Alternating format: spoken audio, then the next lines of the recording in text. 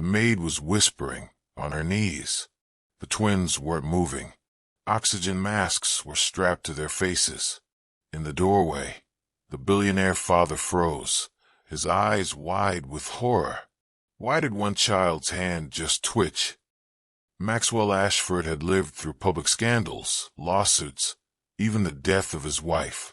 But nothing shattered him like this. His twin sons, Cody and Cole, had been declared brain dead after a tragic accident. They lay side by side in his estate bedroom, hooked up with oxygen, motionless. Every expert had been called. Every doctor had failed. He'd watched priests, shamans, and neurologists walk out, shaking their heads. And now Keisha, the maid who never spoke out of turn, the one who tucked the boys in every night when their mother died. She didn't ask. She simply knelt beside the bed and whispered, not to the father, nor to the doctors, to the boys. And that's when Maxwell saw it. Cody's finger moved. Was she hearing something nobody else heard? Or was something reaching back through her voice? Before we continue, please like, share, and subscribe, and tell us in the comments where you're watching from. Now let's dive back into the story. Maxwell's footsteps pounded down the hallway, the shriek of heart monitors growing louder with each step. He threw open the bedroom door, and the sight stopped him cold. The doctors were standing around the bed where his twin boys, Cody and Cole, lay next to each other, their tiny frames still. Their faces were hidden under oxygen masks. It was a thick silence, like something that shouldn't be there in a room full of machines. One doctor looked up, his voice barely above a whisper. Flat response. No brain activity. Another marked. Then another. Same result. The word slammed into Maxwell's chest like a wrecking ball. Brain dead. He stumbled backward, grasping the doorframe for balance as memories flooded his mind, of his wife, pale and breathless, dying mere moments after the birth of the twins. And now this. The leading physician spoke softly, but the words seemed to cut deep. We'll give you some time. When you're ready, we'll talk about ending life support. The team filed out slowly, giving quiet nods. All but one. Keisha. She stood at the edge of the room, still in her uniform, her fists clenched at her sides. She had raised those boys as if they were her own. She tucked them in, nursed their fevers, and sang to them when no one else could get them to sleep. Now, she stood frozen in a moment that felt too heavy to move. Maxwell didn't speak, didn't send her away. He just turned and walked out, shoulders hunched, shattered. Keisha stepped forward, her hands trembling as she reached out for Cody's. It was cold at first. Then something changed. A trace of warmth. Just enough to make her blink. No twitch. No squeeze. No sign the machines would register. But she felt it, and she wasn't letting go. Or was something still alive beneath the silence? Grief playing tricks upon her heart? Long after the doctors were gone and the machines beeped into silence, Keisha remained. The room was dim now, bathed in the soft blue wash of moonlight. The twins lay motionless beneath crisp white sheets, their tiny chests rising and falling in mechanical rhythm. She hadn't moved from the bedside. Her hands lay gently on Cole's blanket, her eyes watching, waiting, feeling. The silence wasn't empty to her. It buzzed with something unspoken. Then, just for a moment, her heart skipped. Was that an eyelid tremor? She blinked, leaned in, breath held. Nothing, or almost nothing. She closed her eyes, concentrated.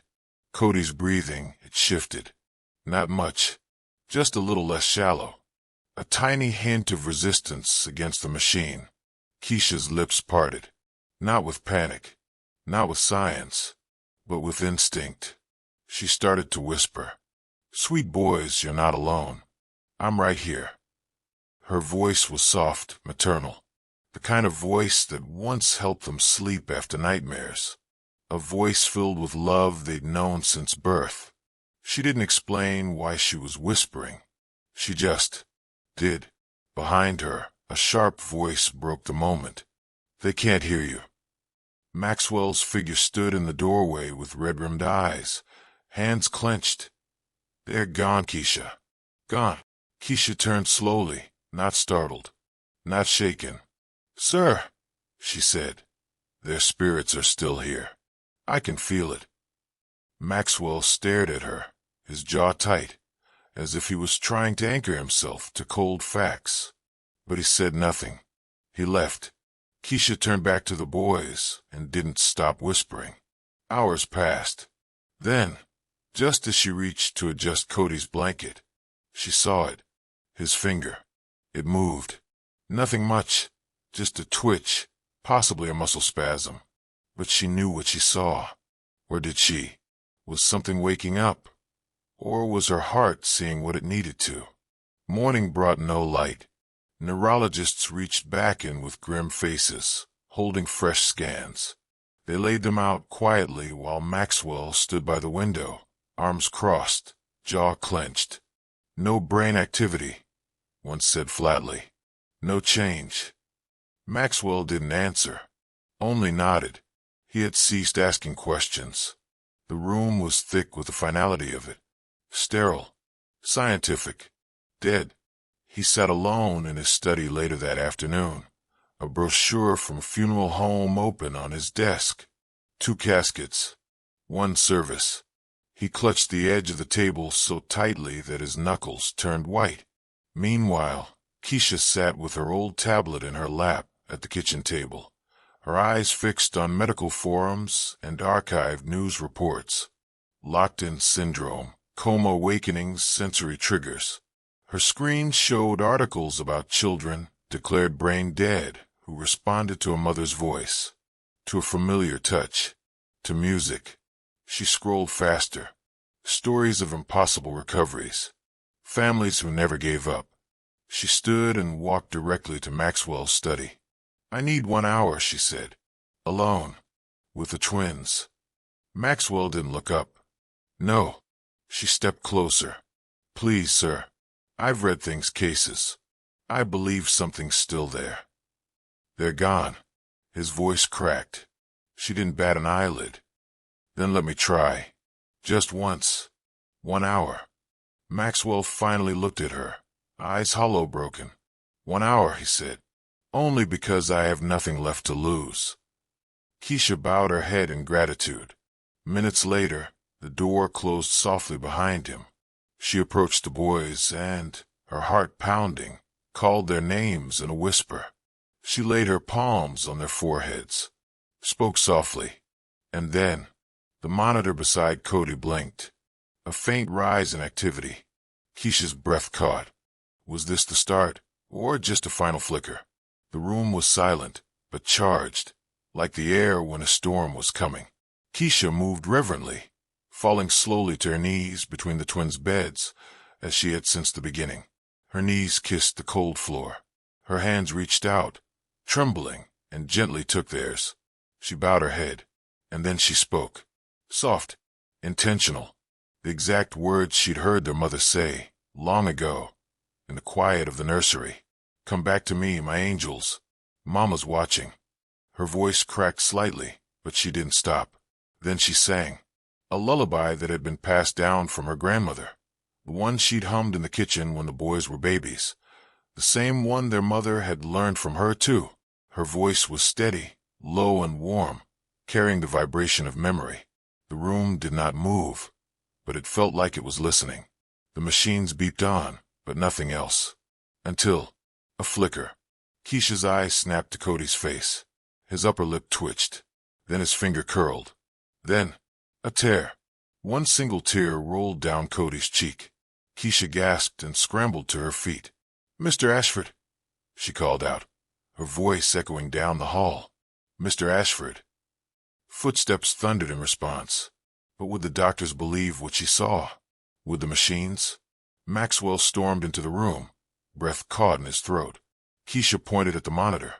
It moved. He moved. Cody's finger. There was a tear. Doctors burst in just seconds later. One examined the readouts. Another peered at Cody's limbs. The neurologist furrowed his brow. Likely a muscle spasm, he said. Involuntary. Reflexive. It happens. No, Keisha said firmly. This was different. Maxwell stood silent, torn between hope and heartbreak. He looked down at Cody's face, still pale. Yet something felt changed. Run another EEG, he said. Right now. The doctors demurred. I said do it. Minutes later, it beeped to life. Wires, monitors, electrodes. The neurologist stared at the screen. There. Activity. Very faint. Less than 0.02%. Keisha's eyes lit up. That's something. But the doctor shook his head. It's not enough to matter. Maxwell stepped back, his fists clenched. Then what would matter look like to you? No one answered. Keisha edged closer, carefully placing her hand on Cody's chest, and whispered again. Come on, baby. I know you're still in there. The monitor ticked. A tiny spike. Everyone froze. Maxwell stared at the screen, then at Keisha. She whispered once more. The spike repeated. His voice came out in a hush. It's her. Her voice is doing it. But why? Cody's monitor had spiked twice more through the night. Each time Keisha whispered to him, her hand resting lightly on his chest. She'd been awake for hours, never leaving their side. By morning, Cody's lips moved faintly when she spoke. A murmur, a flicker of response. It was small but real. Maxwell watched from the corner, eyes raw. He didn't speak. He just watched. But Cole was motionless, lifeless, silent. Turning to him next, Keisha's eyes were soft, her hand warm. Hey, baby, she whispered, brushing a finger over his brow. Your brother's waiting for you. No reaction. She sat closer. I know you miss her. I do too. Your mama. But she's watching. And I promised she wants you to come back. She put her hand right upon his heart. Do you hear me, Cole? Your brother's calling. Don't leave him alone. The room was silent, until Maxwell stepped forward, breath held. Wait, he said suddenly. His eyes. Keisha turned. The eyelids of Cole were quivering. One doctor spoke up. Could be involuntary. He muttered, but no one moved. Then it happened. A tiny sound escaped Cole's lips. A gasp. Shallow. Quick. Keisha froze. Maxwell stepped backward, dumbfounded. And the room changed. Everything changed. Because, for the first time since the accident, Cole had made a sound. The silence in the room was different now. No longer heavy, but electric. Two technicians wheeled in new scanners. A neurologist followed, her fingers flying across a tablet. Maxwell stood off to the side, unmoving. He watched them hook the twins up again. Then the monitor lit up. There's something, the neurologist muttered, narrowing her eyes. Activity. And not just in one twin, in both. Another doctor peered over her shoulder. It must be artifact interference from the machines. She shook her head. It's consistent. Real signals. And they're increasing. Maxwell stepped nearer, heart racing. So what does that mean? The neurologist hesitated. It means this shouldn't be happening. The news had rippled through the hospital by mid-morning. More specialists arrived. Neurologists, trauma experts. One flew in from another hospital across town. They pressed up against the observation window, demanding new readings. A tall physician muttered, This is a statistical impossibility. They were brain dead. The scans say otherwise. Someone else said. Keisha, still inside the room, hadn't budged. She sat between the twins, her hands resting gently on their arms. Her eyes were closed, her lips barely moving.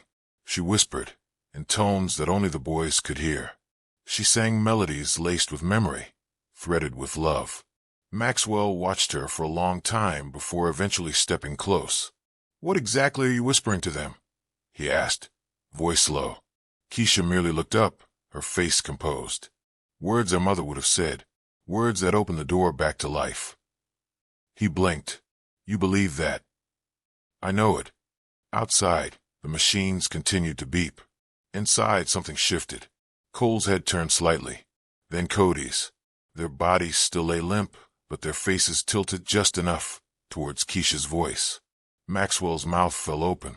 The doctors froze behind the glass. And at that moment, all the science in the world didn't have an answer. The light in the room seemed different. Not fluorescent, not clinical, but warm, golden. Keisha knelt between the twins again, her hands resting on their arms. Her voice was soft as ever, humming the lullaby that was passed down from generations. Sleep, baby, sleep. Mama's near. Her eyes were closed, but her heart was wide open. She didn't beg or plead, but she just believed. Cody stirred. It wasn't a twitch. His fingers moved. Then his eyes fluttered open. From across the room, Maxwell let out a strangled gasp. He blinked once. He blinked twice. Then, he turned his head and looked at Keisha. She stopped singing, her hand covering her mouth. Cody. The monitor blipped in rhythm with his breath. He was breathing on his own. Seconds later, a soft exhale broke the silence. Cole. His chest lifted. Shakily, but real. Then his eyelids opened, slow and unsure but certain. Maxwell collapsed into the nearest chair, hands over his face, sobbing. But what happened next left them all dumbfounded. Both twins, weak and trembling, raised their arms, not towards their father, but towards Keisha. She leaned forward, arms shaking, gathering them both into her embrace like porcelain. "Welcome back," she whispered, tears falling freely. "I knew you were still here." The door swung open. Doctors rushed in. They froze. Cody and Cole were awake, breathing, aware, and the world had just changed. The corridors buzzed for days on end, and the story spread like wildfire. Two twins, once pronounced brain dead, now sitting up, smiling, breathing, living. But Maxwell wasn't smiling. Not yet. He stood facing the chief medical officer in a private meeting room, flanked by the doctors who had pushed for the ending of life support. "You were wrong," Maxwell said matter-of-factly. They shifted uncomfortably. "You did not just misread the data. You ignored what didn't fit. You were ready to bury my sons." There was no yelling, no threats, just one statement. "You're dismissed." In the recovery room, Keisha was spoon-feeding Cole while Cody was giggling next to her. The boys clung to her like gravity. She was their anchor. Maxwell stepped inside slowly, watching her. When she looked up, he didn't hesitate. "You're not the maid anymore." She blinked. "You're their guardian, if you'll accept it. I want to sponsor your degree, buy you a home, make sure you're part of this family for good." Keisha covered her mouth, eyes wide. I don't know what to say." "You already said it," Maxwell said, "when you refused to give up." Several weeks passed. The twins never left her side. If she left the room, they cried, and if she returned, they laughed. Maxwell was watching the whole thing with wonder. One afternoon, he joined them on the garden bench. The boys curled beside Keisha, sleepy and safe. Maxwell leaned closer, his voice thick with emotion. "You saved my sons, and you saved me." A camera clicked. A picture printed later that night showed Maxwell, Keisha, and the twins all smiling. A family, not the one he expected, but the one that had survived the impossible was. Sometimes miracles don't shout. They whisper through the person who refuses to give up.